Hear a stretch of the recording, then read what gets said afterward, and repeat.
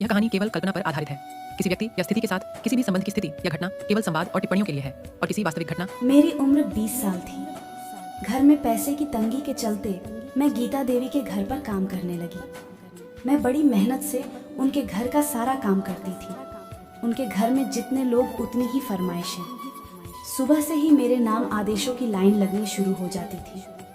मैं खुशी खुशी सबकी फरमाइश पूरी कर देती थी। मैंने भी जैसे अपने 2 पैरों में 10 पहिए लगा रखे हों। साले मिठाई की दुकान पे लेके जाऊंगा 200 में बिक जाएगा। मेरी सेवा से घर का हर सदस्य संतुष्ट था। गीता देवी का परिवार मेरी सेवा और ईमानदारी को स्वीकार भी करता था। मैं थी भी गुणों की खान। दूध सा गोरा और कमल सा चिकना बदन, कजरारे नैन, रसीले होंठ, पतली कमर, काली नागिन जैसे काले लंबे बाल और ऊपर से खनकती हुई आवाज मेरी खूबसूरती, मेरी किसी फिल्म की हीरोइन होने का एहसास कराती थी। घर की मालकिन गीता देवी की बेटी रचना जो मेरी हमउम्र थी। पुराने मगर मॉडर्न डिज़ाइन के कपड़े जब मैं पहन लेती थी तो मेरी खूबसूरती में और भी निखार आ जाता था। गीता देवी का बेटा अजय तो मुझ पर लट्टू था। हमेशा मेरे आसपास डोलते रहने की कोशिश करता रहता था। मैं भी मन ही मन उसे चाहने लगी थी। अब तक हम दोनों में से किसी ने भी अपने मन की बात एक दूसरे से जाहिर नहीं की थी। घर के दूसरे कामों के अलावा गीता देवी की बूढ़ी सास की देखभाल की पूरी जिम्मेदारी भी मेरे कंधों पर ही थी। दरअसल गीता देवी एक कॉलेज की प्रिंसिपल थी। उन्हें सुबह के 8 बजे तक घर छोड़ देना पड़ता था। बड़ा बेटा अजय और बेटी रचना दोनों सुबह 9 बजे तक अपने अपने कॉलेज के लिए निकल जाते थे। गीता देवी के पति रमन जी का खुद का बिजनेस था। उनके मिलने वालों के चाय नाश्ते का इंतजाम भी मुझको ही देखना पड़ता था। मैं सुबह के 7 बजते बजते उनके फ्लैट पर पहुंच जाती थी। पूरे 10 घंटे लगातार काम करने के बाद शाम के 6 बजे तक ही मैं अपने घर लौट पाती थी। उस दिन मैं गीता देवी के घर पर अकेली थी। बूढ़ी अम्मा भी किसी काम से पड़ोस में गई हुई थी। घर का काम निपटा कर थोड़ा सुस्ताने के लिए मैं जैसे ही बैठी, दरवाजे की घंटी बज उठी। मैंने दरवाज़ा खोला तो सामने अजय खड़ा था। घर में और कोई नहीं है क्या? अजय ने अंदर आते हुए पूछा। नहीं, मैंने छोटा सा जवाब दिया। कमरे में खुद के अलावा अजय की मौजूदगी ने मेरे दिल की धड़कनें बढ़ा दी थी। मैं अपनी नजरें चुरा रही थी।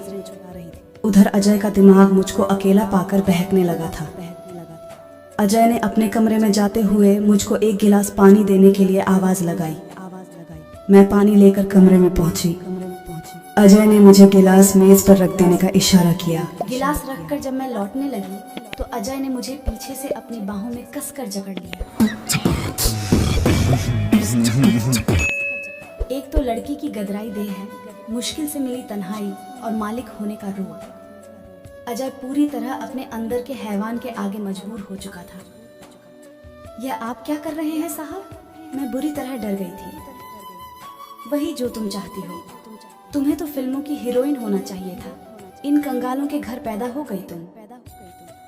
कोई बात नहीं, तुम तो किसी बड़े घर की बहू बनने के लायक हो। मेरी जान, मैं तुम्हें बहुत प्यार करता हूँ। मैं तुमसे शादी करना चाहता हूँ। फिर अजय ने मुझे बिस्तर पर गिरा दिया और मेरे जिस्म पर सवार होने लगा। मुझ पर ताकत का इस्तेमाल करते हुए अजय बड़ी बेशर्मी से बोला, पहले अपनी जवानी का मजा चखा, फिर मैं तुम्हें अपने परिवार की बहू बनाता हूँ। लेकिन शादी के पहले ये सब करना पाप होता है। मैं गिड़गिड़ाते हुए बोली, पाप पुण्य का हिसाब बाद में समझना। बेवकूफ़ लड़की, पहले मैं जो चाहता हूँ वह करने दे। अजय वासना की आग में पूरी तरह दहक रहा था। इसके आगे वह कोई हरकत करता। घर का दरवाजा खटाक से खुला। सामने गीता देवी खड़ी थी। अपनी माँ को देख अजय पहले तुझे पा, फिर पैतरा बदलकर पलंग से उतर गया। मैं भी उठ खड़ी हुई। ये सब क्या हो रहा है? गीता देवी चीखते हुए बोली, देखिए ना मम्मी, ऐसी बदचलन लड़की को आपने घर में नौकरी दे रखी है। अकेला देखकर इसने मुझे जबरन बिस्तर पर खींच लिया या इस घर की बहू बनने के सपने देख रही है। अजय ने एक ही सांस में अपना कसूर मेरे सिर पर मट दिया। नहीं मालकिन नहीं, ये सच नहीं है। कहते हुए मैं रो पड़ी। देख रही है मम्मी, कितनी ढीठ है या लड़की, या कब से मुझ पर डोरे डाल रही है। आज मुझे अकेला पाकर अपनी असलियत पर उतर ही आई। अजय सफाई देता हुआ बोला, मैं खूब जानती हूँ इन छोटे लोगों को अपनी औकात दिखा ही देते हैं। अब मैं इसे काम पर नहीं रख सकती। रीता देवी मुझ पर आंखें तरेड़ते हुए बोली, नहीं मालकिन, ऐसा मत कीजिए, हम लोग भूखे मर जाएंगे। मैं बोली, भूखे क्यों मरोगे?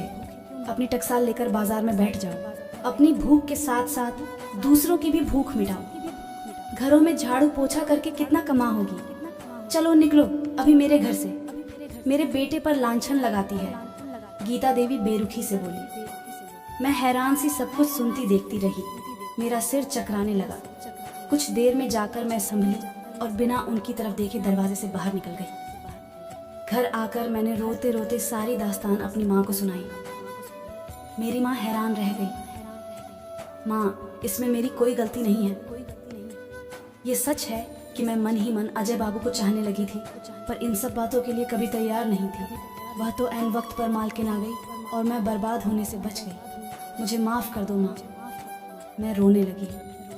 माँ ने मुझको खींचकर गले से लगा लिया। मैं काफ़ी देर तक माँ से लिपट कर रोती रही। रो लेने के बाद मेरा जी हल्का हो गया।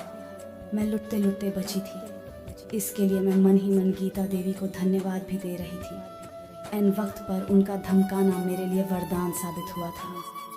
मुझको अब अपने सपनों के टूट जाने का कोई गम नहीं था। मेरे सपनों का राजकुमार तो अंदर से बड़ा ही बदसूरत निकला था। महीने की पगार की आस टूट गई तो क्या हुआ, इज्जत का कोहिनूर तो बच गया। वह अगर लुट जाता तो किस दुकान पर वापस मिलता। इतना कहकर मेरी माँ ने इत्मीनान की एक लंबी सांस ली। कुछ खोते खोते बहुत कुछ बच जाने का संतोष मेरे चेहरे पर भी दिखने लगा। वाह, क्या एक्टिंग कर रहा है।